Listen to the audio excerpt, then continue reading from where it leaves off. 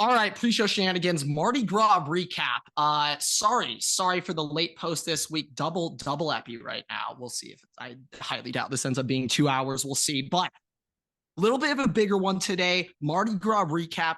I just made my debut not only in New Orleans, but the entire southern region of the United States. I've been to Florida before, but that's not part of the South. That's its own country. Yes. It's its own continent. It's its own civilization out there in Florida. So this was my first time really going to the South, get to see the homeland of the King of the South, Ben Mintz, and let's just say a lot to remember, but it's going to take me a couple more days to remember everything. Okay, I am running on fumes right now. Okay, it is the equivalent. If shit, I don't know. I'm on. I've never driven this far, but let's say we're on a nice little cross 4-state road trip. You got like an hour left to go, and there's like 20 miles left in the tank. You don't want to fill up again. You just want to fucking get there, but you know what? You just power through. All right, you power through. You do not let that speedometer reach over the little 2 on the RPM. Okay, you got to conserve all that fucking gas. But we're running on fumes right now. Okay, we went from shit. I don't know, an 11 a.m. wake up on Monday. I finally went to bed. I don't even know if I'd call that a wake up. Well, I would say, for reference, real quick, I did not get quality sleep from 11 a.m. on Monday until around 4 a.m. local time last night. So I went 39. All right, I went 39 strong. Ooh, that's more. I just forgot I did to do my conversion. I think I went 41. I think I should have just gone 48. I should have just ripped the 48 just to say I did it. Just to say 2 days. Yeah, no, we are running on fumes right now. You starting to do the Russian sleep experiment. That's what's going on. I for a second I was thinking for a little bit like you know the trailer for the new Ryan Reynolds movie with like the imaginary characters and stuff in it. Like the big purple. Okay, well, I was gonna make a joke where it's like you're gonna start seeing the random like imaginary friends. No, yeah, not quite like that, but you're just gonna have to bear with us through this one. Okay, this might be a stream of consciousness pod. Okay, there might not be too many scheduled lined up things right now. Per what you just said earlier was you were in class, you were there, like lights were on outside, nobody was home. Yeah, lights on, no one was home. When I was going through that airport, oh my God. And it wasn't just me. It was pretty much everybody in that airport. You were Jason Everybody in that airport back from Vegas. Lights on, nobody home. Everyone's just zombie walking through that TSA line. My God. But it was kind of great timing for us. It kind of ended up working really well. But this ended up somewhat taking over the internet. Barstool had their 41 free throw live stream, which they started on Monday when we were up all night. Yeah, let's give a little context here real quick before you talk about that. The last day of like college Mardi Gras, let's preface that, college Mardi Gras, okay, is correct me if I'm wrong, yesterday was Mardi Gras. Tuesday, Fat Tuesday is Mardi Gras. Our last day is Lundi Gras. It's the day before that. And that's tequila sunrise. So you stay up from all through Monday and into Tuesday morning, 7 a.m. Everybody's outside. And if you're of legal age, you take a tequila shot at 7. We did not do that. Based on the crowd of people I saw, I'm not sure if that 21-year-old limit is abided by properly by the citizens of Tulane, but well, no. I mean, it was not just, there was a lot of other people not from Tulane there. Let's clarify that. I'm not trying to. I'm not trying to call you guys out. No, you just took a direct shot. As many shots. That was a direct shot. This is the consciousness is not there. Everything's just coming out in one go right now. From I would say for me, that was my disappointment. Where the fuck was the tequila? I was like, this is the whole point. I was told. We were walking sunrise. Home. We did not have tequila, so Grant it was just a sunrise, guys. Yeah, Grant was. Well, no, we had napkins flying everywhere. You know, they threw napkins after when the sun rose. We had that and some music. Yeah, okay. Missing the key adjective of the whole thing. Yeah, but well, that's a noun. This live stream essentially, tequila by is the a time noun. we left to start our night, Pat Bev had not shown up to this live stream yet. All right. They called in the backups, they called in the big guns. I remember throughout the time, I'd be able to catch a couple moments on my phone, and I realized that Pat Bev both showed up and left while we were out. And I'm just thinking, when you're with the boys and you are up late, you're delirious, you got no idea what's going on. That's when the best moments come out. Might be the Sunday scaries. I might have some Sunday scaries for another couple of days. That's where them. It's Wednesday. That's where bonds are formed. That's where friendships are created. That's where chains are linked. Okay. And when I actually think we came back, and about 30 minutes after we came back, they did it. They finally did it.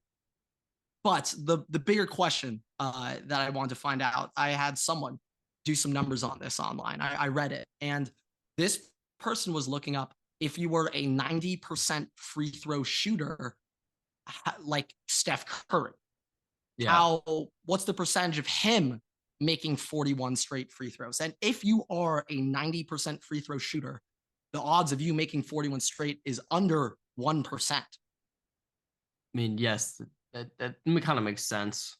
Yes, but when it comes to this whole barstool thing, and this is generous. Now, Mark Titus was shooting the most, but I would say a fair estimated number. Kirk shot the most. Didn't Kirk shoot the most? Well, yes, but when they needed to get buckets at the end, Kirk was like, we now have Pat Bev, we now have Mantis, and we now have the best women's basketball coach in the state of Ohio coming in to shoot. So Kirk took shout out to him. He took the back seat. He realized, at this point, I don't care about my reputation, about not contributing. Like, I just want to leave. Like, we have been doing this for 17 hours now. Like, let's just get home. But I think a fair estimate would say around 70% for those guys. And the number came out to like 0.00004% to hit 41 straight, which makes me think that was genuinely one of the luckiest sequences of all time to hit that. Unless you're Kobe Bryant, in which case you don't leave practice till you make 100 shots.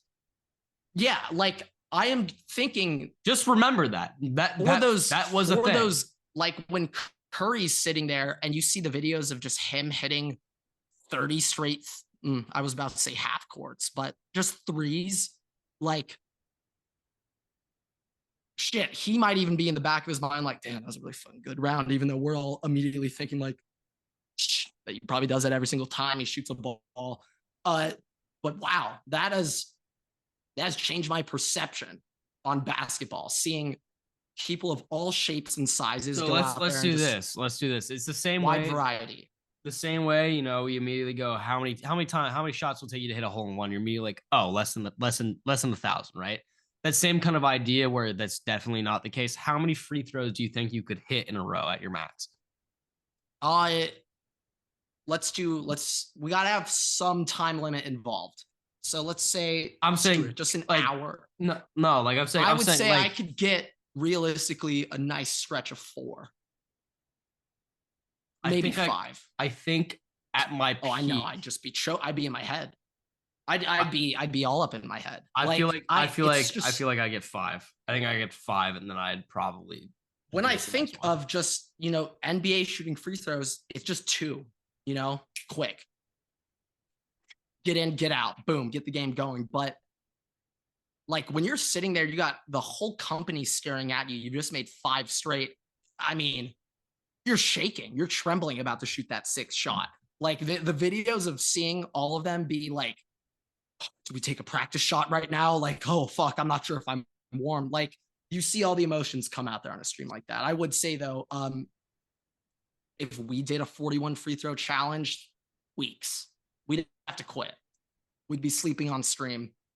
Yeah, no, we essentially... I could probably get through We essentially did the basketball free throw challenge ourselves. We were there when they started and when they ended. I would say the difference though is that I know I would get in my head.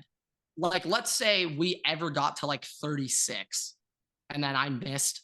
Oh my God. I couldn't be able to look at a basketball. Shambles.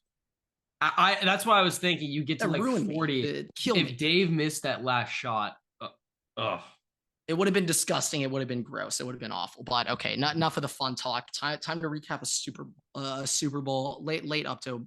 Upto Bowl. All right, there will be a lot more of those word slip ups today. But all right, on to the episode. What is going on, everybody? Welcome back to a very special edition of the Waterboy Podcast, episode 195 slash 196. Little combo episode. We're trying to keep the numbers nice and even. Odds first upload, even second upload. But Super Bowl 58 recap. Yeah, 58. Weird Roman numerals of the LVIII. You got to look a little closer just to remember. Oh yeah, that's 8. But okay. Massive day. A lot of things to talk about, college basketball world and everything. But real quick, Everett. Now with the NFL season officially ending, we're now 7 months away from the next NFL football game. What season is it now? That's essentially the hockey. the meat. Hockey. Oh my God, that wasn't even an option. Okay, so the options were college basketball season, mock draft season, or baseball season. I would have maybe accepted diplomat. Their hockey season. I thought you were asking like what's the dominant sport right now, and hockey was your first thought. That was my first thought, and that was just because we all. Hey, how many people do you know that watch the NBA straight right now? Hey, you're from Minnesota and you don't even watch hockey. So I think you should know the answer to that. I'd probably choose to watch hockey over basketball right now, though. I'm going to be honest. I'm going to keep it a buck. I would probably rather watch. But I would 100%. You wouldn't willingly sit down and be like, let's watch the Coyotes and the Sabres. Well, I don't think anybody would willingly do that to themselves. That's like watching the Pistons play. So I mean, except the Pistons have a home. Actually, here's the thing. I mean, if you were like, the Coyotes are in an overtime shootout right now, like they're going to penalty shots. Yeah, I will turn that thing on. That is coming on. I won't. Would you rather turn on the Pistons? No, neither. College basketball is what I would turn on. But I would say right now, this is just a constant reminder to many people how dominant football is in our lives. And when that leaves, it's going to take a while. It's going to take a while to fully digest and process it. I think actually in the meantime, you may enjoy having your Sundays freed up. You actually got to come up with a plan on Sundays now for the next couple of weeks. I have to have a plan on Saturdays and Sundays now. It's cool. Well, the Saturdays have been off for a little, but not for me, but yeah. You now have this free time freed up, and for the past 3, 4, 5 months, I mean, let's all be your honest Sundays here. have been dedicated to the National Football League. If you are a student in either college or high school, but mainly college, if you can't be an academic weapon this semester and like do well in your classes with having that time freed up on Sunday now, it's disappointing. Let me say this. It should be your best semester. I have planned my college schedules around. Don't go too hard in the fall. Okay. It's football season. Okay. When you have a Monday 8 a.m. and Sunday night football is starting, like you got to make a decision. I mean, hey, all I'm going to say is and skipping that game and doing your homework is the wrong fucking move. I've made the dean list only in springs. That's it. I haven't made it in falls, but springs, I've made it. What does that tell you, folks? What does that tell you? We got to remember here. It's just keep those falls light. Keep those falls lights, and never do an abroad semester in the fall. Don't miss that. You don't want to miss. You know how many people were like, I didn't go abroad during my college career. The amount of people are like, well, why don't you just go in the fall? I'm like, and miss football. I have to be up at 3 to watch. What? No, I'm good. The fuck are you talking? What? Like unnamed intern. Okay, unnamed intern tried to do a semester around the fall. He did. He was not convinced. Now you just revealed that we don't have an unnamed intern editing the fucking podcast. No. Keep it under wraps. No, he didn't do it international. We sent it to him. No, we didn't. No, he didn't, Everett. God, we had something going on there, guys. We don't have an intern. If you couldn't already figure out. But okay. We kind of do. It's just now. Yeah, I would say right now, February, we're in a little bit of a dead period. For me personally, I'm all in college basketball. This is where I need to learn and get ready, get fucking locked in for these conference tournaments about to start. The other exciting, I guess, news, this is why I brought college basketball season. Ohio State has fired their head basketball coach, Chris Holtman. He's owed, I'm seeing now, 12.8 million number. I'm hearing that's actually up around 17 mil buyouts. Now, Everett, good for them, though. Fun fact of the day, 367 days ago, on February 12th, 2023, the Ohio State Athletic Department took out a $50 million loan to subsidize lost revenue from COVID seasons. Okay. I fucking love every single booster who has donated even a penny to the Ohio State NIL funds and shit. Okay. Ohio State, just a year ago, I was on this podcast every day calling Cardale Jones public enemy number one for not being able to do shit when it came to NIL fundraising. Ohio State set up full 180 in a year, and the Michigan championship really helped speed up that process. But hey, sometimes you got to reach a low to get back up to that high. Yeah, take two steps back. Now, sometimes you got to take maybe even three steps back, losing 3 straight times to take a step forward. So Chris Holtman is gone. That is a very, very expensive buyout. I'm not going to act like I'm the biggest hoops guy when it comes to Ohio State hoops. So we're not going to be discussing next college basketball coaching decisions, although I'm hearing that Ohio State's very interested in current South Carolina head coach. Shit, let me get his name real quick. I already forgot it. Current South Carolina coach. I don't care about Shane Beamer, basketball coach, Lamont Paris. Now, this year, the South Carolina Gamecocks are 21-3 in college basketball, number one team in the SEC. This is his second year at South Carolina. I've been hearing he's linked to Ohio State, but I don't really care too much about that. What I care more about is, to me, Ohio State, just a year after taking out a $50 million loan, buying out the contract of this awful basketball coach early, it shows a commitment. It shows we have a new athletic director too coming in. I believe he'll begin in June, and he came over from Texas A&M. And before that, he came from Ole Miss. This guy fundraised the Laramie Tunzel, Laquan Treadwell, Robert Kendichi class. No. Well, yes, at A&M, but for that, I think he may have not been at A&M at the time, but fuck it. I'm going to take your point and say he got Myles Garrett too. So thank you for that. But regardless, just 2 seasons ago, Texas A&M signed the best recruiting class in the history of college football, purely based off of fundraising and NIL.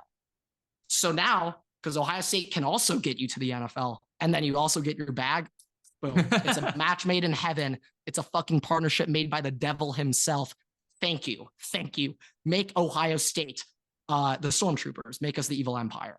But yeah, I love it. This is a dedication, commitment that I'm not sure I've seen out of the Ohio State Athletic Department in a couple of years. They were cheaping out for a while. Been also hearing. That makes sense. I've been hearing some other things that maybe in the next 10, 20, 30 years, Ohio State might be looking to build a new stadium to replace the shoe, because the shoe is so fucking old. It is, but it's the shoe. But it is the shoe. No, I know. I know. Like, it's one day it'll get to a point where the construction time, cost of construction, it just won't be feasible. And it's like, we have to build a new stadium. I think we're 30 years down the line from it. But that's something they gotta already start. Yeah, when you build a new stadium and it's gonna be like a fucking modern stadium and not one of like the traditional historic stadium, that's when it's gonna really start. Definitely won't be able to seat 100. They definitely won't let them build in 100K plus capacity stadium, I would assume. This is what I'm saying though. Like for the NFL, I understand like the NFL is much more sleek and they're trying to get it to be sleek, modernize everything. And so like the new Titan Stadium is like it's a box, right? Like Viking Stadium, great, but it's Beautiful. Indoor. Gorgeous. SoFi is beautiful. Gorgeous. Well, but there's rain that comes into it. Like those stadiums look great. They're really pretty. Hey, that's an LA rain thing that they did not anticipate. They're like, this is never gonna happen. They're like, what the fuck? There's rain. What? And architects like, we did not account. Oh, for I that. wonder how that was going during like the monsoon you guys had the other week. That thing's flooded. Construction got delayed on that thing. It's underwater. Well, I mean, SoFi was delayed because of that shit. But the bigger thing is like the NFL is building these more modern stadiums, and I think Northwestern's about to have a really, really modern stadium when they're done building it. I don't know what Kansas is supposed to look like. Idea. But like once Northwestern seems like it's pretty tough to build a new stadium there in that Chicago area too. Once these stadiums kind of started to get rebuilt and they take away that traditional like Roman Coliseum kind of style of stadium. Oh, 100%. It takes the whole aspect. Venue. This is why the Rose Bowl needs to always be the Rose Bowl, because and like never like don't. Like, oh yeah, they can't. Coliseum too, like that. Like I think Rose Bowl and Coliseum are technically LA landmarks. Actually. No, they are. So I know for a fact the Rose Bowl will never be touched. Collie might be, whether or not it's Collie not, wouldn't be, but it's more so whether or not Collie would be major renovation. It's more so whether or not NCAA uses the Rose Bowl like as the Rose Bowl. Oh yeah, well I could be wrong. I think that's a college football playoff committee decision, not no. It is. I was more so just saying in general, like it's up to their choice. Hey, and if it gets to a point, they might just take it out. I'm probably wrong here, but I think in theory, now that UCLA is in the Big Ten, like shit, can we just put the Big Ten championship game at the Rose Bowl if we're not gonna like right now? The Rose Bowl's the only current New Year's Six bowl that has not made themselves a playoff site moving forward. And like that, I know, which is the worst thing. Like that is the worst. I genuinely believe every single fucking playoff game should be played at the Rose Bowl. Fuck it. I know every national if they played 2 games back to back, that second game field quality would be so bad. But guess what? This is all about the fans, people. This is only about TV money. The national championship game should be there. That's what it should. Yeah, I mean that's a what. As when the BCS was there, wasn't it? The best. Yeah, no, the best national championship games happened at the Rose Bowl. Like Vince Young, USC, Texas, that was at the Rose Bowl. Jameis Winston taking down Auburn, that was at the Rose Bowl. Shit, even that Michigan-Alabama game was pretty good. That was at the Rose Bowl too. I mean, like, there's shit. At this point, it's about an 85% rate that game's going to be a banger if it's played at the Rose Bowl. It's very odd to have an unentertaining Rose Bowl game. Very rare. So, shit. Maybe we might dilute what makes the game so special if we play too many games there. I'm now kind of seeing how this could be a problem. There needs to be one a year. That's the first thing. It needs to be a playoff game. Like that's the first thing. Yes. In my opinion, make that national championship site. I know that's not possible because that's what I said on the city's bidding for that. But dude, Rose Bowl, like that's what makes college football special. Like it is. I'm also telling maybe you, not like, every player now, but every coach right now, their dream is to win a Rose Bowl at some point. You know what I just realized? In college. You know what I just realized? The biggest missed opportunity in all of sports actually happened regarding the Rose Bowl. Oh, okay. The World Cup is being played in America in 2 years. Oh yeah, Jersey. The Rose Bowl, but in general, like there's sites across the whole U.S. The Rose Bowl is not a single site. They're not playing a single game in the Rose Bowl. Correct me if I'm wrong. Is SoFi a site? So I think SoFi is a site, but the Rose Bowl is not. I'm assuming they're going to use the Rose Bowl for the Olympics when it's there, but for the World Cup not being played, they'll use the Collie, dude. No, yeah, 100%. They're going to use the Rose Bowl and the Coliseum. They're going to have. They're going to be using multiple stadiums, but I'm just saying. Not using the Rose Bowl for that one sucks because that would have instantaneously paid for renovations for the Rose Bowl, which are needed.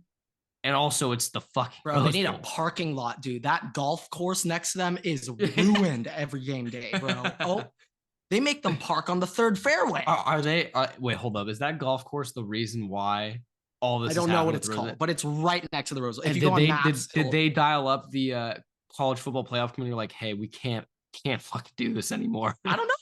I don't know how it all worked out. There's like, okay, you can't I'm looking use it a up golf right course now. anymore. The confirmed United States locations, confirmed sites. We have MetLife, which I think the final will be played at. Yep, unfortunately. Bro, Somebody's that's ACL's gone. actually awful. Jerry World, which Fantastic. That's sick. like people are having some conflicting opinions. I think most people are like, dude, fuck Jerry World. Bro, what? Jerry's World is awesome. Yes. That is awesome. Bro, that Jumbotron, the goal replay. Don't forget they also can open the roof. So I am slightly concerned though, because there are a couple of goalies that like to get some hang time on those goal kicks, if you know what I mean. Oh yeah, no, they're hitting the jumbo. Like that punt. That fucking which punter did that too? Yeah, I forget. Somebody did that. But like that's the but I don't know. I feel like for the most part, the only problems I see it being a problem is goal kicks and shit. No, like yeah, that. yeah, like, yeah. For most but of the you time, can open the roof. Well, can they raise the? No, I don't think so. Yeah, that's the problem. Can they raise the Jumbotron? Yeah. I think Atlanta is a spot. Isn't Atlanta a spot? I feel like Mercedes-Benz a spot. Arrowhead's a spot. That'll be fucking lit. That'll be, even though no one in Kansas City cares, it'll be lit though. No, absolutely not. NRG Stadium, Houston, SoFi, the Link, Lumen Field, Seattle, Levi Stadium, San Fran. Somehow Gillette Stadium got one. They needed one close to the Met. I swear to God. Hard Rock, Miami, of course. I mean, Miami should probably be the World Cup final because Messi, Inter Miami. Messi's there, yeah. But yeah, those are all the sites. I would say, I guess they just didn't want to LA and they're gonna pick SoFi over the Rose Bowl. But still, like the reason they picked SoFi or the Rose Bowl, why? First, its location, but two, because it's just a much better stadium. Why? Because the Rose Bowl hasn't been renovated in fucking forever. So I know, but I'm just saying they pay for renovations, and on top of that, though, they do need every single stadium needs a brand new field when they for this. Yes, yeah. So I love how the World Cup will abide by it, but when it comes to NFL, we won't. But when it comes to World Cup, we're like, fine, grass fields. Those stadiums are why those NFL teams will have grass fields going forward, and that's the funniest part. Oh no, straight! Oh my God, bro, this was Washington's chance. This was their chance. Don't they have grass fields already?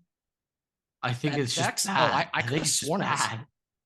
I think their stadium is just cursed. Let me check. Did they updated it. I always just felt like because there's so many injuries there, that shit's probably turf, but fuck. I think Bermuda grass. Yeah, they just updated it, but I think that was after the ACL for Alex Smith. Yeah, a lot of problems there. A lot of problems there. Probably. I actually for the goodness of advertising, United States arenas moving forward. We do not want the rest of the world to see FedEx Field. Keep that shit hidden. No, that's why they were not let people see that field. But yeah, I guess. Oh shit. Well, the World Cup is 2 years away, so I was gonna say maybe it's World Cup season right now. No, it's not. But okay, time to talk about the not so fun part of the episode for me. But all right, Everett, Kansas City Chiefs beat the San Francisco 49ers 25-22 in overtime. My 3 seconds left. My boogeyman now has 3 Super Bowls at the age of 28. I was looking it up. Aaron had 1. I believe he was 26. He might have been 27, but it was 26 or 27 when Aaron won. He hasn't won in 13 or 14 years. Which is fantastic. My guy has 3 of the last 5, 2 of the last 2. Yeah, no, they have a dynasty right now. They solidified their dynasty. Now, this is also just now I know technically the rule is 3 and 5. Yes, 3 and 5. Exactly. It's 3 and 5 for dynasty. I would just say though, the NFL, in my opinion, it's the hardest league to win a championship in. This is another, I guess, slightly different debate, but I would say in the NBA and the NFL, those 2 leagues, although they are designed to really favor the 1 seed, they are really designed to favor the 1 seed. I do think that it is just way harder to win in the playoffs or even get to that number 1 seed in the NFL than the other No, sports. yeah, it's also because there's one game. It's one game. It's not like you lose that. You can come back to it. If your momentum goes the wrong way at halftime, that thing's wrapped up for the most part. Yeah, in basketball, you can come back in the next game and be fine or get it after that. Like, I mean, so. Yeah, I mean, I would also just say the nature of football, more often than not, the better team usually wins. NFL, obviously, that gap is way smaller than like a college blowout, like cupcake game, for example. But I just feel like in these last second dire critical moments, the fact that the Chiefs just continue pulling it off time and time again, it's just inevitable at this point. It's disgusting. It's gross. I recently just saw the most terrifying stat I have maybe seen. I think I know what this is going to be. Of my life, Everett. I think I know what this is going to be. So I need to get the first part of the stat. How many of these total drives there were? I think it was like 120 something. Could be incorrect. Okay. Since 2001, there have been 125 playoff drives in which it was the fourth quarter or overtime. The drive ended with under a minute left to play, and the offensive team was either tied or trailing by 7 points or fewer going into that final drive. There have been 125 drives ever where that occurred. And this is actually really, really surprising. 50 of the 125 drives resulted in a touchdown. So 40% of those drives. I actually thought it'd be a little lower than that. I feel like more often than not, you're probably not going to fucking score there. But depends you're Tom playing Brady, against, yeah. Tom Brady in his career went 5 for 11 in those situations. Drew Brees, the king of New Orleans, which I learned this weekend, and Michael Thomas, both 3 for 6. He was 3 for 6. Aaron Rodgers, your boogeyman, fucking good, 3 for 4. I'll tip the cap. I'll tip the cap there to your Cowboy. But my boogeyman is a sheriff. What about the sheriff? Don't have him listed. Well, shit. Peyton Manning, based on his playoff track record, might not have had too many opportunities there. Tom Brady decided to shut that one down real quick. Yeah, but there's only one quarterback that has been perfect. Yeah. In these situations in his NFL career, and his name rhymes with Ratrick Fat Holmes. Patrick Mahomes is a perfect 7 for 7. Now, let me ask you this: how many of those drives came against Kyle Shanahan? Correct on just 2. Well, they had this Super Bowl and the last one. Wait, oh shit, I totally forgot. I get they were leading in both of those. He had 2. He had 2 against Shanahan because it counts fourth. Yeah, it counts fourth quarter and overtime. So technically for Mahomes, he had 2 in the Super Bowl game. But what about the previous Super Bowl they won in Miami? That's also what I'm asking. That's what I want to know. I don't know. At least 1. So I'm saying, could it be half? I have blocked out that Super Bowl from my brain though. So half of them against Shanahan, or almost, because they were trailing. They were trailing. So it was just about half of those came against Kyle Shanahan. That's the best part of that. Yeah, it's just, this is crazy. It's crazy. I mean, no one needs to, we don't need to bring up the worst, not the worst day of my life, but a very bad day when he had 13 seconds left on the clock and then beat the fucking Bills. But I don't want to think about that shit ever again in my life. That's over. That's in the past. But now moving forward, Boogeyman is 3. He's 28 years old, and Travis Kelce is not retired like I thought he would. I thought he would. They do it first time ever, have a custom Travis Kelce Super Bowl ring ready pre-game in case they won, and then they give it to him. I think it would have been even better if Roger Goodell hands the ring to Travis Kelce and then he directly turns around on one knee, proposes to Taylor Swift. That's based on the videos I saw, he would have had a prior away from Jackson Mahomes. So, yes, could have been problematic. So, well, actually, no, he didn't. He wouldn't have needed to prior away. No, it was Jason Kelce that he'd have to. Taylor did that herself. Taylor pried herself away from Jackson Mahomes. After that, then immediately found Jason Kelce and then didn't let him leave. I don't want to spend too much time on this because I need to. If there's anything I'll give Patrick Mahomes a shout out for, he did tell Jackson to stop, and he did. Patrick got Jackson in line. You haven't heard a pipsqueak out of him, which is season. impressive considering Taylor Swift came into the picture.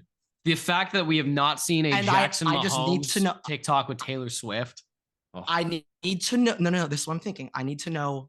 I need to see the text exchange between Patrick and Jackson, where Jackson asks Patrick, "Can you ask Travis to ask Taylor to do a TikTok with me?" And Patrick's like, "Jackson, we're done with this shit. If you even fucking look at Taylor Swift, we're done here. Okay, I'm going to Jordan Rogers you out of my life. Okay, you do not look at her. Okay, so hey, I mean, if there's one thing that my quarterback is way more valiant than yours, my boogeyman, is that my boogeyman is still friends with his brother. Your boogeyman dropped his brother the second he did The Bachelor. So fair point. Which shit, maybe Aaron has a point there. Like now that I really think about it. Yeah. But yeah, that was pretty disappointing to think, okay, this has been on everyone's mind. Everyone's been talking about it. Of course, fourth quarter, San Francisco 49ers elect to receive the ball. Now, we were watching with some of your boys, and while it happened, we were all sitting there. I said in the moment, I was like, wouldn't you want to take the ball second? Wait a second. Something doesn't quite add up here. Just treat this like it's college, essentially, now that you get a shot to respond. But let's take it one step further. Now, obviously, the 49ers didn't end up scoring a touchdown on that first drive. But if they did, Everett, you go for two. Would you go for two? With Jake Moody as my kicker? Yeah. And he's already missed an extra point that night. Yeah, I'm going for two. Although he did hit 250 plus yarders, but yeah, no, I'm doing that. You have to rely on your defense to. I completely understand. Let's say you're the Chiefs, you're going down the second time. Let's say they kick the PAT. Go for two, because if they replay it, now you go first, they go second. That's why it's so important. No. After the first two drives, it's sudden death. Oh, that goes back to stupid shit. Yeah, they didn't solve the problem. They only prolonged the problem. Yeah, they just delayed it. They're like, we don't want to see you guys enjoy this. You guys each have a chance, and after that, no, we're keeping the same stuff. Yeah, I mean, we're gonna have to figure out. You know what? Maybe that's our homework for the offseason. Maybe that's what we do once we finish these. We do an NFL direct offseason wish list just for the NFL. I'm saying maybe maybe we move on to like rule changes. How do we fix the sport we love so dearly? Like, how do we make this shit fair? OT is all I'm saying. College football OT. I want to see a barn burner go to 65-71. So fun, but like, it'd be awful. It would be sick. They just start on the 25. As a football fan, oh my God. It'd be so lit.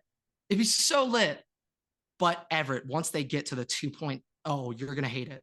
You're going to hate it. When they're just trading 2 point conversions, that's the rule now.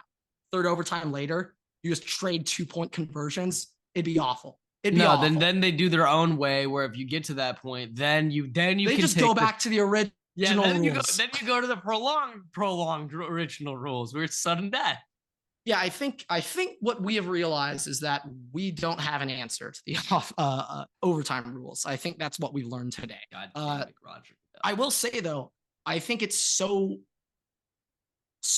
like unacceptable that at least Juszczyk had no idea that was a thing on the Niners sideline. There was multiple players. Like I've seen. Players. I don't know the whole list, but I know Armstead also said that. At least Juszczyk, like. But like for the fact you're having so Travis Kelce said on his podcast that when they flip the coin and Fred Warner goes, "We'll take it," the ref goes, "Are you sure?" He's like, "Yeah, we want the ball," and Travis just sitting there like, "Oh my fucking God, guys!" Travis is sitting there just like, he's just like, it was Mahomes up there, but he just starts twiddling his thumbs. I know Patrick came back and his Kermit voice going, "Guys, we got the ball. We're gonna get the ball second." They have a clip of him. I was about to do a Kermit the voice, but I know that's gonna really hurt my voice and prolong this dead voice for even more. So I'm not gonna do that for my own safety and health. But you have Patrick sitting there being like, they're receiving guys. They're like, they're taking, and you see Kelsey just being like, what? Like Kelsey like had a euphoric moment right there when he realized that. I just feel like regardless, if you didn't think about this for a while beforehand, while Fred Warner's walking out there, if someone's just like, hey, they get the ball back if they score first, I'm immediately being set kick that shit. Wait, ooh yeah, you can't defer in overtime, and you wouldn't want to there. Right? No, well, I think you can. You say you'll receive second. No, yeah, but I'm thinking even if you defer, then they can just pick to kick. So you have to pick to kick. I was thinking maybe you could also pick which side you want to go to too, but yeah, I mean, shit. In theory, the Chiefs, they got both the outcomes they wanted. They got to pick where they kicked and who got the ball first and second. So I mean, just an absolute blow up in Kyle Shanahan's face. So, are we surprised? No, we're not. No, I'll answer that question Kyle Shanahan. I think it's time to have a difficult conversation about coach. He fired Steve Wilks today, vintage scapegoat.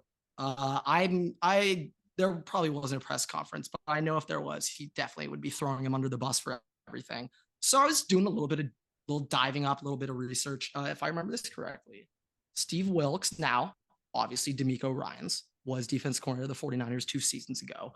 Steve Wilks, I believe he was, taken from, Kyle Shanahan hired the Carolina Panthers interim head coach as a new DC. Now, who was originally the Cardinals head coach before he got fired 1 year in, replaced by Lovie Smith. Or no, by that one guy between him and Lovie Smith. No, that was the Texans. No, that was the Texans. It was Steve Wilks. Post Bruce Arians? It was Steve Wilks, then Cliff. Now it's Gannon. That sounds right. Josh Gannon. Anyway, this guy Wilkie's over here. I think just from what I'm hearing from some angry San Fran fans today. Also, by the way, I'm not sorry because I hate you all, but you guys got to go from a Super Bowl L to watching the Giants. Oh, it's a bad time to be in the Bay Area. They have the Warriors. Oh, they're not good. No, I know. They have Steph. They're not good. They have They're Steph. Not good.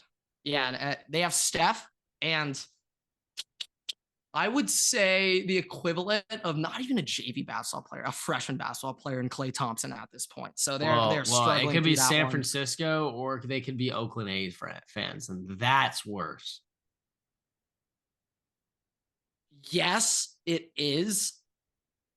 Yeah, I was trying to think for a sec. I bet the A's have made the playoffs more times this century than the Warriors, but obviously the Warriors have chips, so we can't debate that.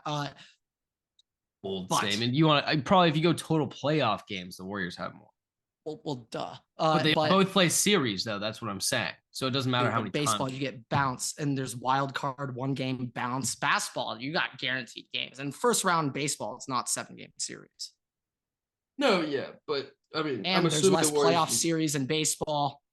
I'm assuming the Warriors make the playoffs. I'm assuming the Warriors teams make it in the NBA. All right, calm down. Yeah, that's calm down. It wasn't that objective. That's all right. It's all right. But Kyle Shanahan, overrated. Yeah, it's safe to say at this point. No, it's Kyle not. Shanahan. Let's embrace debate then. Let's embrace debate. Let me start off with this. You can refute. You can rebuttal me. Okay. Everett, I'm gonna look up. No, I didn't need to look up. Okay. Kyle Shanahan has had 3 double-digit second half leads in the Super Bowl in the past 8 years. Now, I will give him credit where credit's due. I'll give him credit where credit's due. Getting there is really impressive. But remember, as an Ohio State fan, it's ingrained in my mind. It is championship or bust, especially when you have the rosters that Kyle Shanahan has right now.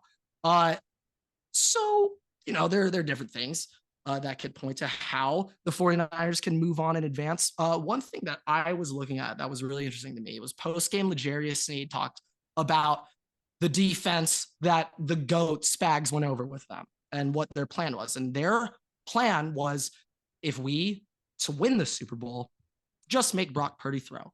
That's all it takes. No, yeah, but because Brock Purdy did actually have some decent plays for that game. Don't like. But I'm just saying, a Brock Purdy can't excel and take over the game. We can put it. No, yeah, but also you gonna tell me that every other quarterback in the NFL would be able to take over the game like Patrick Mahomes can? There might only be 5. Justin Herbert take over the game like Patrick Mahomes can? Yeah, he probably could. But like Brock Purdy, point. Outside of limitations. One of the one Raiders game where then your head coach blew the game. Outside of that one game, has Herbert taken over the game? Dude, don't make me look up the Justin Herbert one drives, dude. I don't need to pull up this Twitter account right now. I don't even want to tell you. I don't even like. I'm not. The Justin Herbert fanboy, but fuck it, you made me do it. So this is like the biggest. No. One score drives. Let's see.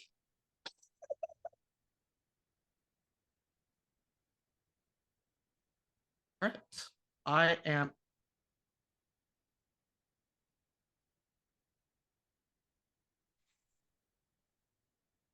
What's it say? What's it say, Grant? Well, this is a slightly different one, but this is how many you've Justin lost, Herbert, I'm assuming. No. The Justin Herbert is now a staggering 20-5, 80% win rate when his defense gives up less than 28 points. 28? Oh my God, your defense sucks. Yeah, if we just had the 16th best defense in the NFL. Somewhat capable defense. You had Steve Spagnuolo. Now I know that's not a clutch stat. I'm trying to find it. This is tough to find. This is the one thing that I wanted to say regarding Kyle Shanahan. One, I think it's fair for you to be like, yeah, he's overrated when it comes to like the playoffs. But as a actual coach during the regular season, he's very good. He's one of the better offensive-minded coaches in the NFL. I know he has a lot of weapons, but still he makes them work really well. The biggest thing to note, and I saw this, was you know how many Super Bowls Andy Reid lost before he won one? Or how many appearances? Wait. Oh my God, Everett, guess what Justin Herbert did in his second career NFL start? Threw for 500 yards. Led a game-winning comeback drive against, you guessed it, the Kansas City Chiefs. What? Second career start. Oh, overrated bum. He can't lead his team back. Wait, he did it in his 5th career start against the Saints. Oh, he did it in his 7th career start.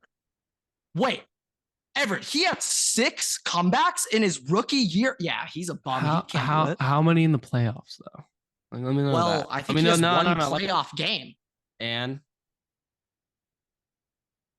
Brandon Staley's the worst fucking coordinator of all time.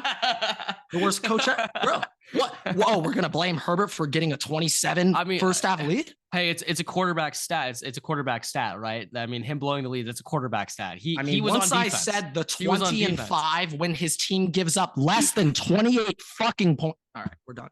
We're done here. Brock Purdy is limited at that quarterback position. I was taking a look back at Kyle Shanahan's quarterbacks and who he's wanted as the guy there. So we can look back recently, very near future. Okay. I believe Shanahan came on in 2016. He choked 28-3 in the Super Bowl. So real quick. But yes, Andy Reid, just let me point this out real quick. Andy Reid lost. Oh, I know, bro. The Eagles suck ass. You don't need. No, yeah, but that's just my point. Is that he didn't have those wins the same amount right now that Kyle Shanahan had before he won his first. I think it was four different ones. Kyle Shanahan's in the same boat right now before Andy Reid won his first Super Bowl. Which by the four. He had I think it was 2 NFC Championship games, and then it was some sad, but 4 elimination games, NFC Championship game or later. So Super Bowl or NFC Championship game before he won. Wait, 4 bounces or 4 times made it to the NFC. Well, he's never made it. Okay. Either way, it's losing in the championship game or losing in the Super Bowl 4 total times and then won it. I mean, it was 13 years later, but the same kind of you're not clutch, you're overrated coach thing once belonged to Andy Reid. So just remember that when it applies. Yeah, no, 100%. And, things have sped up after he got his quarterback. I think Shanahan, the problem here is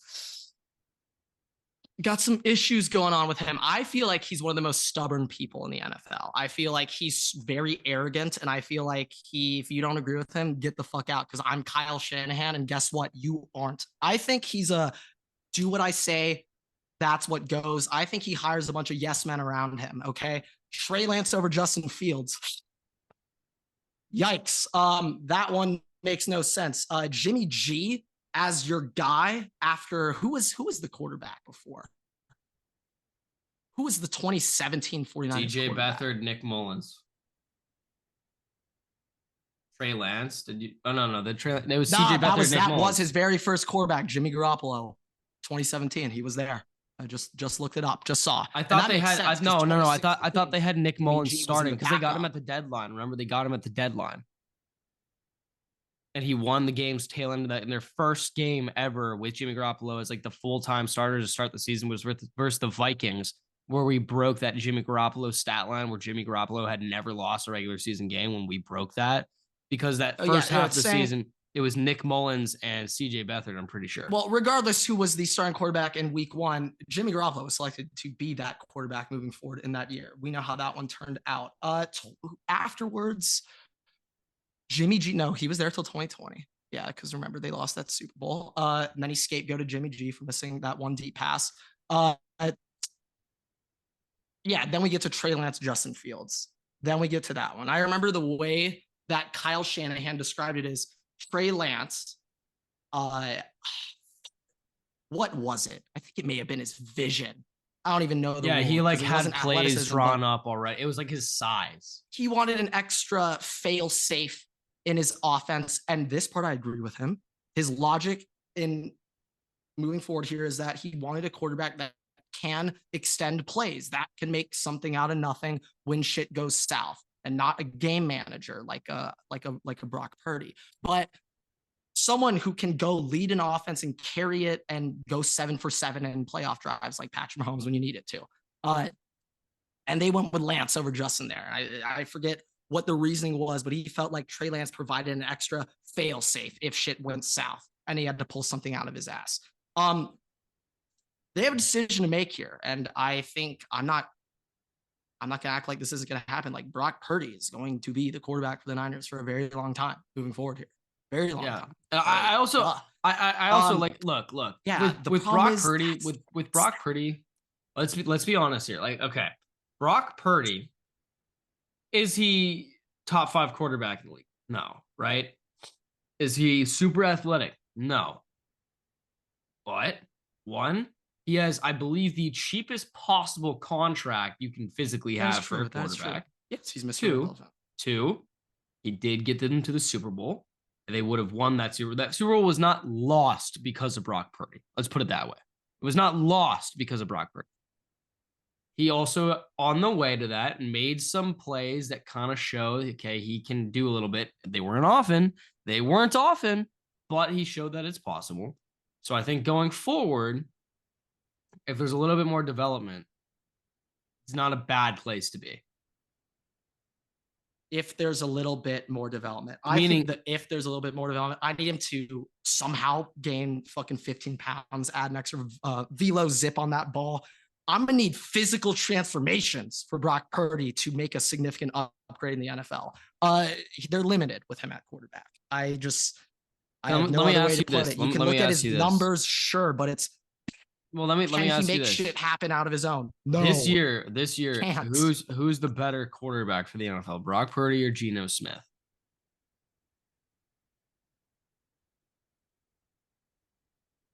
It's a good question, right? Well, Brock this Purdy is the thing. Geno Smith. It is a good question, but we know Geno Smith isn't a game changer. So what does that tell you about Brock Purdy? No, but I'm asking, comparing to another starting quarterback that people were really fucking high on, not this season, but the previous one. But we know, no. Geno Smith, no, he can't take over game himself either. Okay. Like, what about the fact that Brock Purdy is comparable with Geno Smith tells me all I need to know. Russell Wilson, all I need to know. Purdy. Russell Wilson sucks ass. What are we talking about? I'm just saying, shit, Brock Purdy might be the 16th best quarterback in the NFL right now. That's cool and all. Baker Mayfield or Brock Purdy? you keep on giving me mid guys. Like, if I say Brock Purdy, that doesn't mean anything. Aiden O'Connell or Brock Purdy. You're comparing him to the worst fucking quarterbacks in the NFL. Like, who cares? Like, he better be better than them. Lawrence or Brock he Purdy. Fucking better be. Trevor Lawrence or Brock Purdy. T-Law. T-Law can do more. Jared Goff or the Brock way Purdy. you say if Brock Purdy can improve, I know Trevor Lawrence actually has the physical capabilities to get there. Brock, though, no. What you see right now is what you get out of Brock Purdy. Jalen Hurts or Brock Purdy. He needs God squads around. Dude, you know the answer to that. Brock Purdy. No, I'm kidding. But, like, dude, Joe Flacco on the Niners arguably gives them more firepower. Would he make more stupid little fuck-ups? Yeah, Joe would. I'm just saying, though, Brock Purdy, he cannot elevate the team. And when they pay Brock Purdy, Danny. No, I think when it comes to, well, look, so one of the Brock's biggest getting 45. One of the biggest reasons why Brock Purdy done, is and it's one of the biggest reasons why Brock Purdy is such a thing that they want to have and make happen is because his contract is so fucking cheap right now. So when it comes time to pay them, no, I know, but I'm just talking. Going, he might get 40 from somebody, but I don't know. No, he is their guy. I don't know. He has to be. How could it not? How could it not be? He just took them to the Super Bowl, Everett. Yeah, and he didn't lose them the Super Bowl. He has to be the guy moving forward, right? It doesn't. I mean, Jimmy Garoppolo did kind of lose in that Super Bowl, but I mean, yeah. This is the thing. People say Jimmy Garoppolo lost that Super Bowl. It's like, yeah, I'm making it missed that one deep fucking joke. Like, it's the same thing. No matter what you lose, somebody can miss a kick, somebody can do this, somebody can do this or that, right? But you still lose as a team because multiple people fucked up to get you into that position in the first place. No, I know. I got it. It's just when it comes to the Kansas City Chiefs. Now, once again, I've made this point many times. Patrick Mahomes ruined the patience of all NFL GMs. Yeah. You are now expected to win an MVP in your first year starting, which could be year one or year two. And if you aren't an MVP caliber player, well, guess what? Your head coach is getting fired. Your offensive coordinator is getting fired. And you're probably going to get traded. I also don't think that Jordan Love has helped out with that one either. Jordan Love he has not helped out, and I'm proud of you for admitting that one. I wasn't going to bring up Jordan Love today, but I mean, shit, Jordan Love or Brock Purdy, Everett. I mean, also Brock Purdy, technically this is his first full year starting too. Keep that in mind. Like, that also doesn't help the situation for the fact that he did go to the Super Bowl with that. That doesn't last year counts as a fucking starting. He played 3 games. Like, even then, that still doesn't help the situation because he stepped in and did well. Well, he didn't throw a pick. He just managed the game. Which is kind of what the 49ers needed at that point in time. But the point is, everything needs to go perfect. No, this is another thing about the NFL now. To win the Super Bowl, you have to beat the Chiefs. To win the Super Bowl, the last 6 Super Bowl winners were either the Chiefs or beat the Chiefs to win that Super Bowl, I think. Rams is the only exception. Rams are the only exception. In order to win the Super Bowl, you have to have beaten or not lost to Kirk Cousins. That's how you win the Super Bowl. Right, that too. But you got to go through fucking Mahomes. Like, you need to go through him. And Kirk Cousins. All right. Hey, Kirk. Get through Kirk. To beat fucking Patrick Mahomes, guess what? You're going to need to score points. Because guess what? You're not stopping him. That's what we've learned today. You're not stopping him. He's scoring. It doesn't matter. They're a wide receiver by committee. And it don't fucking matter. Don't matter. Well, they took Kadarius Toney off the field, so it did matter a little bit. But it's just the fact that shit did. We have to ask a legitimate question. The fact that Justin Watson had 5 targets in this game. If Kadarius Toney is on the field in that game, do the Chiefs lose that Super Bowl with it being that close? Like, I legitimately have to ask that question. If he was on the field, now I don't know why, but the 49ers would not have muffed that punt if Kadarius Toney was in the game. I know he wouldn't have been on the field for the play, but they would not have muffed that punt. You heard it here That's first. That's a conclusion I just made. Do they make that extra point if he's on the field? They make the extra point, but Moody misses that very first 55-yarder. So at the end of the day, it's not a trade-off. Yeah, okay. Another thing I'm thinking, though, about how stupid momentum in the NFL works is that's like, shit.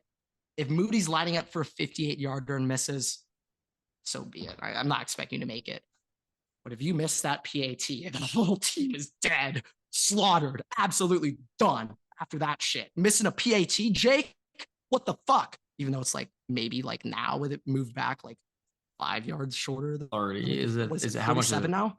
No, like no. 40 plus PAT now. is not 47 they yards. They moved it back. It is not a 47 yard. They moved that shit back.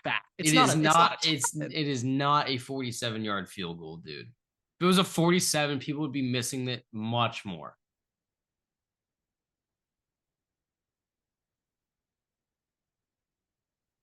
$33, a little bit off. I just read something that says a personal foul penalty puts the ball on a 47, which who the fuck cares? But whatever. That's why they put it on the 30. They put it on the 33 because of I don't know why. Speaking about the 49ers, though, with them firing Steve Wilkes, one big name that people have been talking about that might be interested is Mike Vrabel. Oh, I was gonna say Bill Belichick, but yeah, Mike Vrabel too. Big name out there. Yeah, Mike Vrabel's not picking up that phone call to fucking coach for Kyle Shanahan. I know they hate each other. I know they hate. I mean, realistically, 0% I mean, hey, maybe Kyle Shanahan doesn't think that he's too big for the NFL, right? I mean, maybe. No, not physically. Kyle Shanahan's like, no, you're too dumb to work with my genius brain. You dumb fat boy. Not smart enough for me. I know that's how Shanahan. I need to look up. I think Kyle Shanahan only hires coaches that are either at his height or shorter. Mike McDaniel, small guy. DeMeco Ryans comparable height. I feel like Robert Saleh. This is my new theory. Wait a second, I might be on something. Mike McDaniel's like 5'10". Yeah, Mike McDaniel definitely. Yeah, DeMeco Ryans 6'1", not too tall. Everett, I might be onto something. 6'1", I would say is decently tall. No, but it's not like Vrabel's like 6'5", 260, fat ass. Kyle Shanahan height 6'2". This theory is looking way too fucking good. This theory is looking way too good right now. What about Robert Saleh? Everett, I think I figured it out. Robert Saleh 6'2", equal height or lower, still stands. Clint Kubiak. Give me another. Clint Kubiak. Gary Kubiak or Glenn Kubiak? Clint Kubiak. Anthony Lynn. Oh yeah, like keep these fucking rolling. Okay, Clint Kube. I'm going off of his Colorado State 2006 college page, so plus or minus an inch or two. Clint Kubiak, 6 foot flat. Oh my god, Everett, I fucking Anthony Lynn.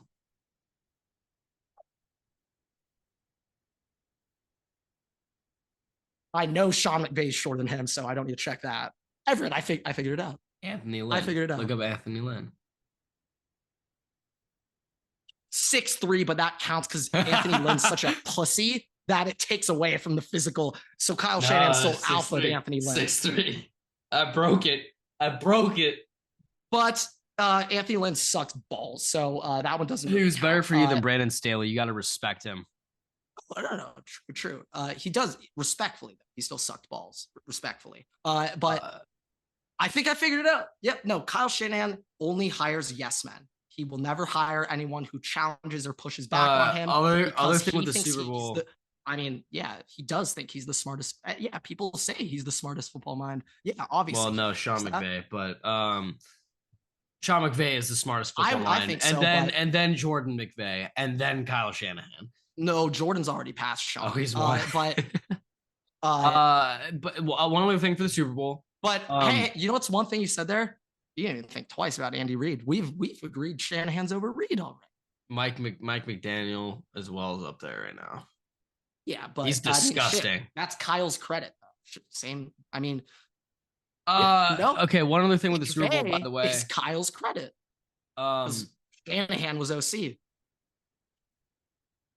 The Chiefs have not had a He holding is so penalty. arrogant. The Chiefs Kyle have not Shanahan's the most arrogant motherfucker in the league.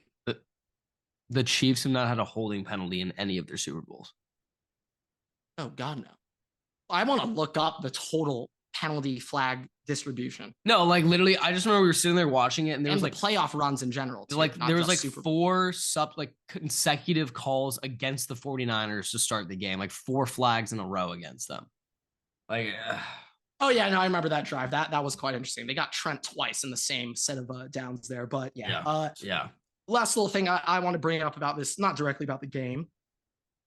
This is the Chargers fans. I know there's at least 3 of you guys listening right now. To anyone who's mad about the tranquilizer, Drew Tranquil saying that Kansas City is better than LA, and you're mad about that, like I just don't understand your logic. You're proving his point by being mad about that, actually. Yeah, I like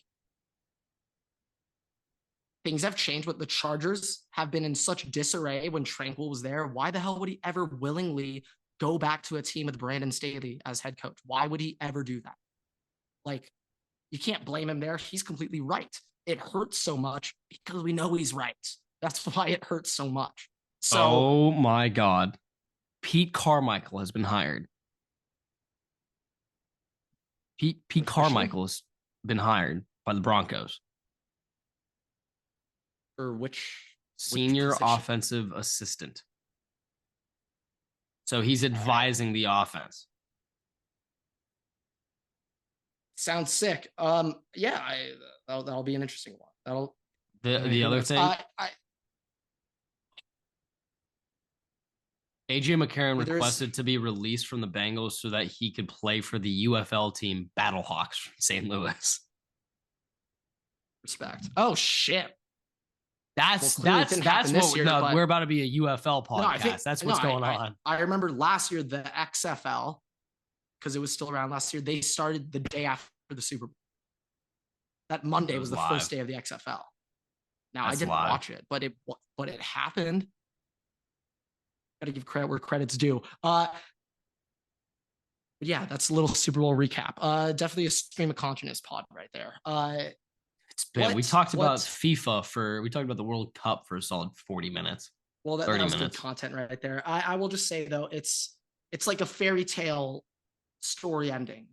Mecole Hardman catching the final touchdown to win the Super Bowl. I still remember when like Mecole went to the Jets for a little bit in the offseason. Like I think he signed like a $4 million 1 year. I was like, oh yeah, he'll have it. He'll finish the season with 180 yards, 2 touchdowns, and an average reception of 40 yards. That's what I thought was going to happen in New York. Obviously, that didn't end up happening. But he essentially just had that stat line. Yeah, Dalvin Cook came and took his job. Man, God, talking about a guy who's washed. But yeah, can we just talk about real quick how Zach Ertz and Dalvin Cook both tried to trophy chase and sign the last week of signing the championship week, one with the Lions and one with the Ravens, and both lost. Now I also just feel like Ertz Lions just was so weird to me, but I feel like that actually really makes. Well, I think I was thinking it could really make sense because it's like, yeah, I mean, they got Laporta. I mean, I don't actually need to play that much. I might get a couple of. So from that logic, oh yeah, let's give me tight end too. Fuck being the starter. But yeah, what a week, what a recap. Big time things coming up soon. Got the Waterboy Awards coming up next week. A lot of exciting moves as we transition into this post-football period. I think I know we're actually going to do it. We will be bringing back a mystery episode, a miscellaneous episode. I think it's been a while since we did it. I'm not sure if we did one last off season. No, I think that was actually 2 off seasons ago with enough content to do. Yeah. So it's been 2 off seasons since we've talked about space, and let's just say I went on a whole adventure researching Sputnik. Oh, I thought you were going to say when you were in New Orleans and we got separated for that little bit of time.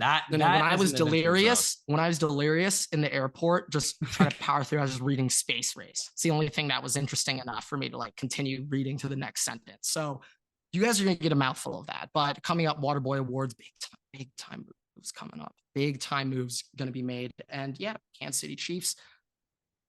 Kansas City Chiefs and the Michigan Wolverines have won both of the football championships, making 2024 the worst year of my life. Off to a great start. Maybe this will help you though. It sucks for me, but Khalil Mack to the Lions. Not actually having been projected. The Lions get Khalil Mack. Chargers get their 4th round pick. How do you feel about that? Fuck it. I mean, I wouldn't love that, but it works. It works. How about Khalil Mack? Khalil Mack and a 7th for your 3rd. Let's do it. Send the paperwork. Light it up. Light it up. Send the paperwork in right fucking. I know we can't get a 2nd because we traded for Mac for a 2nd a couple years ago, so I know that's not possible. But yeah, Mac and a 7th for a 3rd. I'd do that. Or Mac and a 25 7th for a 3rd. There we go. Now we're talking. Yeah. Now we're talking. Now we're talking. I would say though, I guess while you quickly bring that up, I expect one of Bosa and Mac and one of Keenan Allen, Mike Williams to be staying. I mean, I think that we can almost guarantee Mike Williams will be gone. But yeah, I think Mike Williams needs to get away from the Chargers. Yeah, no. I think though that like Harbaugh, I think just him personally being like, I'm not going to willingly get rid of 2 top tier DNs in the NFL. No, I think that's fair, but I'm not going to get rid of both of them.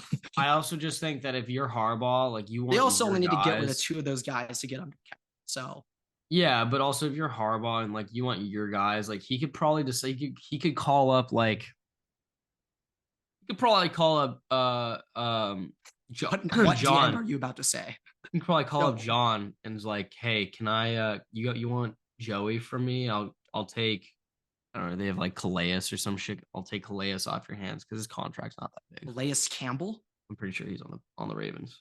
Dude, is he 40? But also like you can get Matabike Everett, too, that's worse. Free agent. Everett, dude. No, I'm talking contract. It was the first thing that came to my mind. But just could you imagine him on the Chargers? I'm not sure if he'd get through a drive. He'd have a season-ending Achilles injury. Like you could call it like the Jets have a like treasure chest of DNs they don't really need. So you can call them, I mean, like, I do think it makes sense to get rid of one of them because I mean, what I'm more so saying though is you could trade Joey or Khalil for for players to replace them. It costs less. Like somebody would be willing to. Yeah, potentially. I do feel like I feel like it's pretty rare to see player trades now with big name guys like that involved. Like picks are almost always heavily involved in all of these like major trades like that. Like shit, when was the last time there was like a notable big time just 2 players heavy party in the trade? Like NBA happens all the time, but like I can't think of NFL. Like a full-on player swap trade. I can't think of. No, there was one. But it's like also mostly like when you think about it, it's mostly like, okay, like the Vikings trade Stephon Diggs for the 1st round pick and they draft their replacement player and it happens to be Justin Jefferson. So the player trades Justin Jefferson for Stephon Diggs. Like that's the ideology that people use right now. Yeah, that's what I'm saying. Let's get the fucking 3rd. Let's have our selection who that guy's going to be.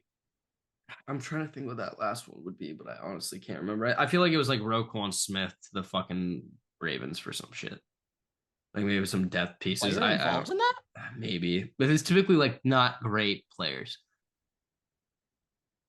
Yeah, that's what I'm saying. Like, I'm thinking like shit. Like when Jalen Ramsey got traded to the Rams. Like, Russell Wilson trade. That had Daquan Drew Lock and fucking Noah Fant. No, they got like starters on the D line out of that. Bro, I could have sworn it was Russell Wilson for Drew Horsecock, Noah Fant, and like 3 firsts. Laramie Tunsil trade might have that. Oh yeah. Oh, talk about a superstar player trade. Russell Wilson for Horsecock. Wait, scroll down a little bit. Horsecock, Noah Fant, Oh, and all-pro defensive lineman Shelby Harris. Yeah. Snap it up. Yeah, it's never happened.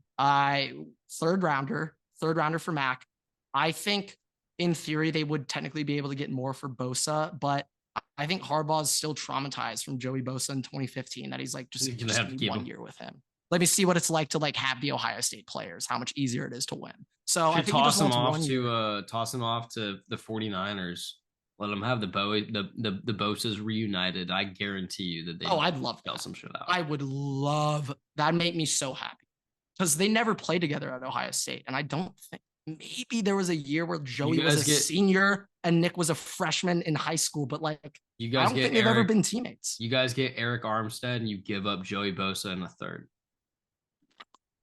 I don't think we could pull that off. I'd do that in a heart. I don't think we could. I don't think they'd say yes to that, but I'd do that in a heartbeat. Eric Armstead like played rotation, I think, for the most part this past year. Yeah, I don't think they'd let us do if that happened. Oh boy, sign me the fuck up. I don't think we could do that. Yeah. I mean, shit. What do you think? Just a pick trade for Joey Bosa? I think the Chargers would get like a third at best. I don't think they get. I think it's a third. I like. Yeah. That one's plausible. If I'm gonna be honest, there. Like I was thinking, like the Stephon Diggs trade. Like, what did Buffalo give you? They didn't give you a player. They give you picks. First and a fourth or something like that. Yeah. And then we drafted Justin Jefferson. So yeah, like let me see Jalen Ramsey. I will say this: if somehow the Vikings fumble the bag and Justin Jefferson is not signed to a contract, especially before the season starts, everybody's getting fired. Every single person inside that team is getting fired. I don't care if you're like the fucking janitor. I'm sorry, you're getting fired. Whoa! He's been doing a great job. No, because you could have. You fire him, the whole production of the fucking entire facilities goes down by 10%. All right, like you need him. He's the glue. He's the glue. I will say though, to leave this off on a last little note, moving forward, recently, Kelsey podcast they ran a poll on the best team name in the NFL, and the Vikings ended up winning it. Do you think the Vikings have the best team name overall? Yes. Now, are you not biased at all? You're not biased at all? I mean, the only other team name that I would say is like the Chargers. Now they're a retired team, but the Washington football team is the greatest. No, that is the greatest name of all time. But we're talking. I was gonna say Chargers. So Chargers. Bottom half. I don't know. I think it's kind of. What does that mean? I just think it's cool. I just think it's kind of cool. I think the Broncos. The Broncos are pretty cool name. The Denver Broncos. I mean, as much as I hate to admit it, like Chiefs are hard as fuck. The Baltimore Ravens is like top half, but still not. But that like also makes sense. Baltimore, Edgar Allan Poe, that makes sense. Steelers make sense. All the steel factories. Vikings. Is there a good Nordic population? Yeah, up north. Like it's like in Minnesota. You know that like the North is like very, very. No, I'm aware, but I'm talking like Minnesota. Like, is there large? Yes. Like hey, from the areas I saw, the entire base of the Minnesota population is like Norwegian. I don't learn this in the California history classes. We gloss over the M's when we get to that part. Okay, we talk California and maybe a little bit. Yeah, of no wonder. No wonder if you asked me growing up, I would tell you, yeah, nobody knows what Minnesota is. That's why, because nobody fucking LA fucking knew what that was, where it was. Yeah, I think we can comfortably say though. Obviously, Commanders don't count. That's the worst name in all of sports. Out of all the rest of these, the worst team name on there, Browns. No, that's so funny. It's so funny that it's good. Like honestly, the Houston Texans sucks. Pretty fucking bad. That sucks. That's so bad. Like every time I upload, I was gonna think for a TikTok, second like Panthers, but Panthers. Every time I upload something to TikTok and I do hashtag Houston Texans, I'm like, it's just gonna pull up random people from Texas. Like it's not gonna pull up a team. Like that's what if you're from Texas or from Houston, you're called a Texan. Like many of these teams, they get a big advantage because the shortened versions of their names are very sick. Like Jags, hype as fuck. Jaguars, slightly annoying, but Jags, really hard. The boys, oh, yeah, no, Cowboys. I mean, that's got to be top five. That's got to be a top five. And they also, although it shouldn't be The fair, Giants, the when you Giants think of the kind of suck. Cowboys, you also have to take into account their logo. Even though this is just names, but when it comes to the Cowboys, you take the star into account. That's Can part you of the tell me team what a name. Packer is? Well, I mean, I know, and no worries, because I agree when it comes to Wolverines. Packers the worst fucking team name in all of sports, worse than the commies. Wolverines number one worst name in any organization to ever exist. Oh, okay. All right. I think Grant and I've almost exhausted ourselves. Our fuses are getting blown. Oh, Um, yeah, no. We have ran out of everything. There's nothing to discuss now. yeah, lights are on. Nobody's home right now. Okay. With that, thank you guys so much for watching, listening. Rate us 5 stars. I hope everybody had a safe and great Mardi Gras. We post new episodes every Tuesday and Thursday, minus this week in special circumstances. So make sure to follow us on YouTube and all other podcast platforms. Subscribe to us on YouTube, turn notifications on. We upload new shorts and TikToks every Tuesday to Sunday, especially these off-season wish lists, which we've been doing. You want to make sure you check those out. Some of those are going to be exclusive to TikTok and to Instagram. So look at us there. We post graphics on Instagram as well as some of those off-season wish lists. We'll probably be posting graphics for the Waterboy Award winners, which will be coming up next episode next Tuesday. So stay tuned for that one. And yeah, thank you guys so much for watching, listening. Rate us 5 stars. We'll see you guys in the next episode. Waterboy's out.